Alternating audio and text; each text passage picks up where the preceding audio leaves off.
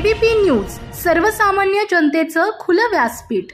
अकोले तालुक्यातील मुळा परिसरातील कोतुळ येथील नारायण लोखंडे गुरुजी यांचे चिरंजीव मंगेश लोखंडे यांना बेंगलोर येथे सन 2024 या वर्षीचा best project of the year या पुरस्काराने नुकतंच सन्मानित करण्यात आलं। मंगेश लोखंडे हे कोतुळेश्वर विद्यालयात 10वीच्या वर्गात पहिले आले होते।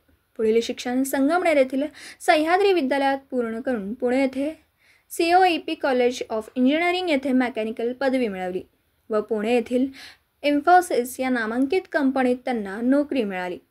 त्यांची चमकदार कामगिरी लक्षात येताच कंपनीने त्यांच्यावर मॅनेजर पदाची जबाबदारी सोपवली। ही जबाबदारी अत्यंत प्रभावीपणे राबवल्याने त्यांना बेंगलोर येथे सन 2024चा best project manager of the year या महत्त्वपूर्ण पुरस्काराने नुकतंच सन्मानित करण्यात आले।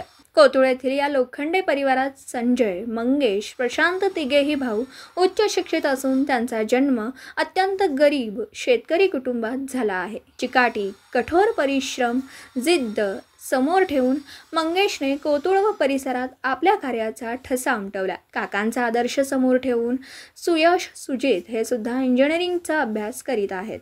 महाराष्ट्र राज्य मराठी पत्रकार संघाचे राज्य सरचिटणीस व दैनिक गावकरीचे संपादक माननीय विश्वासराव आरोटे यांचे ते मेहुणे आहेत।